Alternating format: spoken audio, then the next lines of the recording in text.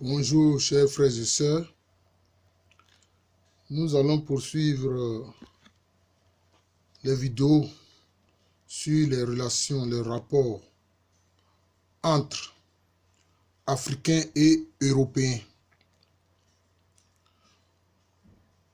À partir du XVIe siècle, les Européens, en dehors des épices qui étaient au départ leurs préoccupations premières au XVe siècle, demandent maintenant de l'or. Ils ont besoin d'or. Mais en réalité, ce qu'ils vont appeler le commerce de l'or avec les populations du golfe de Guinée, au XVIe siècle, ce n'était pas le commerce de l'or. Il y a eu un quiproquo. C'était le commerce dont l'or était la monnaie. Alors que les Européens croyaient être dans un troc, parce que par rapport aux marchandises qu'ils apportaient, les populations en retour leur donnaient la poudre d'or, ils ont cru qu'il s'agissait d'un troc. Or non. La poudre d'or dans le golfe de Guinée, notamment sur la partie principale qui sera appelée côte de l'or par les Européens, la poudre d'or, c'était la monnaie de ces populations-là. Donc, alors que les Européens pensaient être dans un troc, pour les Africains, il s'agissait d'un commerce monétaire. C'est fut un véritable quiproquo. C'est pour ça que certains ont écrit mais que les Africains étaient dupés.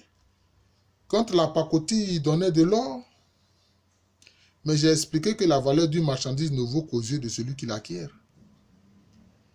Voilà. Donc, c'était un commerce monétaire dont la poudre d'or était la monnaie. D'ailleurs, les Européens ne comprenaient pas ce système utilisé notamment par les populations Akan. Ils croyaient que c'était un système proche du système de pesée de l'or des Arabes et autres. Alors que non, ça n'avait rien à voir. Là, il s'agit de ce qu'on appelle les poids-monnaies. C'était des poids-monnaies. Il faut à ce propos lire le travail monumental réalisé par l'un de nos maîtres, le très regretté professeur Nyangourambois.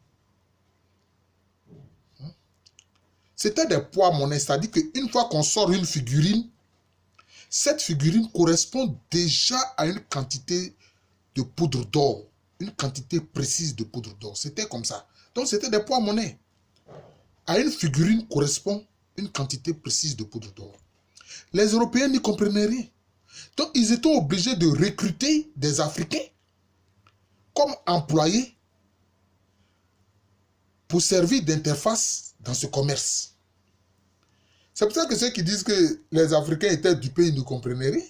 Il faut lire notamment des écrits sur la question, faits même par les Européens. Ils avaient même trouvé une pierre, d'après eux, pour pouvoir identifier le véritable or.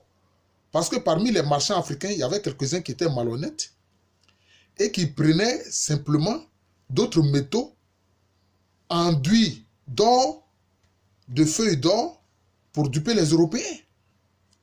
Et même pour reconnaître ce faux or-là, enfin, je veux dire, cette duperie, mais c'était des Africains. Ce que les Anglais appelaient les brokers et que les Français appelaient les courtiers. Donc c'était certains courtiers qui étaient vraiment proches des Européens, hein, pour les aider à faire ce commerce-là dans les forts, sur les comptoirs et un peu partout. Vous voyez? Donc, ne croyez pas que les Africains étaient dupés dans ce commerce. Non. Au contraire. Il y a beaucoup de travaux sur la question, et notamment, je veux dire, les travaux dont je parle, c'est le témoignage, les écrits, les récits de voyage des Européens. Vous voyez? Donc, c'était comme ça. Ce n'était pas le commerce de l'or, mais c'était le commerce dont l'or était la monnaie. Voilà. Donc, pour toutes les marchandises proposées par les Européens, les Africains payaient cela avec de la poudre d'or, à partir de poids monnaie. Chaque poids étant en fait une figurine qui représente et qui indique une quantité précise de poudre d'or. Et c'est ce qui va avoir lieu durant pratiquement tout le XVIe siècle. Hein? C'est ce qui va avoir lieu durant tout le XVIe siècle. Bon, au XVIIe siècle, il va se développer plutôt la traite négrière. Mais nous allons faire une vidéo spécialement sur la question. Vous voyez, sur la question. Et toutes sortes de marchandises. Des fusils. Mais vous imaginez combien d'heures de travail il faut dans ces ateliers, dans ces industries européennes pour fabriquer des mousquets? C'est des jours, peut-être des mois de travail. Et on dit que non, les Africains reçoivent ça, on dit non, ça c'est de la pacotille. Mais ça ne fait pas sérieux. C'était tout le travail réalisé alors par l'économie de ces nations européennes-là. C'était ces produits-là qui étaient vendus aux Africains. Si c'est cela, la pacotille, qu'on nous le dise. Parce que même encore aujourd'hui, les voitures, les tracteurs, les machines, etc., qui sont fabriqués en Europe, qui nous sont envoyés, que nous achetons en Afrique, donc on va dire que c'est des pacotilles. On va dire que c'est de la pacotille. Quelquefois, certains points de vue sur l'histoire sont vraiment des jugements de valeur qui n'ont rien à voir avec la réalité historique. Mais le fusil avait pris une telle importance que chez les Akans, le père a obligation, quand son fils devient pratiquement un adolescent, il est en train de devenir un homme, le père a obligation de lui acheter un fusil. Ça faisait partie de l'obligation du père, du papa.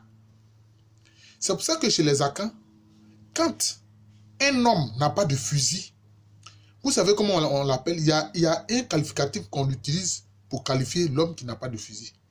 On l'appelle au Sansani. Ou Sansani. Cela veut dire un homme sans valeur. C'est pour ça d'ailleurs que quand les Ano, qui sont partis de la région du Prikro, dans l'actuelle Côte d'Ivoire, quand ils sont allés dans le nord du Togo, et qu'on les a appelés là-bas Tchokossi, alors qu'eux-mêmes ils s'appellent bien Anofo pour identifier qu'ils sont Ano. Mais comment ils ont appelé les populations qu'ils ont trouvées sur place? C'était des populations qui n'avaient pas de fusil. Elles n'avaient pour toute arme que l'arc et la flèche. Ces populations Ano-là les ont appelées Sansani. C'est pour ça que cette zone a été appelée Sansani Mango. C'est-à-dire, ils ont dit, nous sommes au centre du pays des gens sans valeur. Mais eux, les Ano, qui sont des Akans, quand ils viennent, ils ont des fusils. Vous voyez? Donc, le fusil était important pour ces populations-là. La preuve, quand les rois mouraient, les reines mères mouraient, etc. Mais on tirait des salves de fusils, voire même de canons quelquefois, parce que certains royaumes avaient acquis des canons auprès de ces compagnies européennes-là. Alors, on trouve que tout ça, là, c'est de la pacotille. Ça ne fait pas sérieux. Il faut réécrire toute cette histoire-là. C'est pour ça que je fais ces vidéos-là.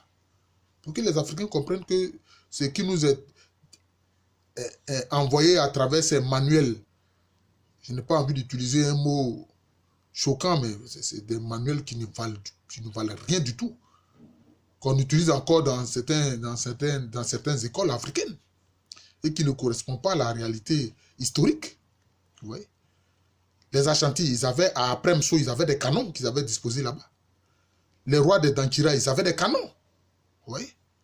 Et quand les gens mouraient, même des gens simples, on tirait des salves de coups de fusil pour honorer leur mémoire. Donc les marchandises qui étaient acquises par les Africains étaient des marchandises de valeur, ce n'était pas de la pacotille. Et en retour, ils ne faisaient que payer cela avec leur monnaie, qui est la poudre d'or. Voilà. C'est ça qu'il faut retenir. Et il fallait justement ces brokers-là, ou ces courtiers africains, travaillant pour les compagnies européennes, pour que les Européens puissent faire ce commerce, parce qu'ils ne comprenaient pas l'usage de cette monnaie qui était la poudre d'or. Ils ne la comprenaient pas. Ils ne la comprenaient pas. C'était les Africains qui travaillaient pour eux.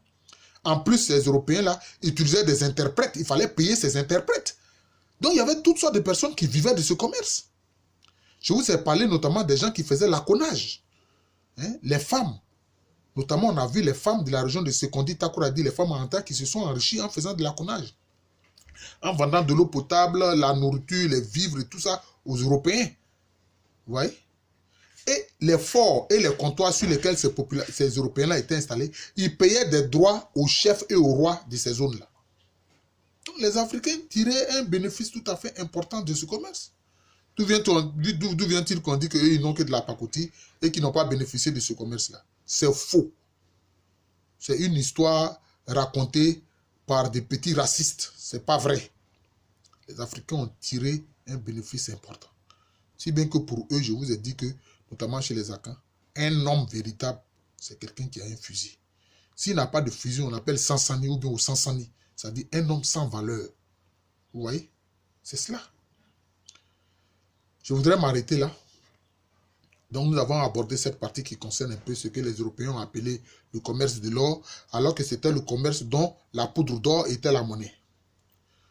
Nous allons prochainement aborder la période de la traite négrière qui soulève beaucoup de passions. Nous allons apporter quelques éclaircissements pour que les Africains comprennent, pour que nous n'en ayons pas honte. Parce que la façon dont les Indo-Européens traitent les esclaves, les Africains ne les traitaient pas de la même façon. Si les Africains savaient comment est-ce que ces esclaves étaient traités aux Amériques, peut-être qu'ils ne les auraient même pas vendus. Donc il faut savoir cela. Je vous souhaite une bonne journée. C'était le professeur Alou Kwame René, professeur titulaire d'histoire à l'université Félix Houphouët-Boigny. Je vous remercie. À bientôt.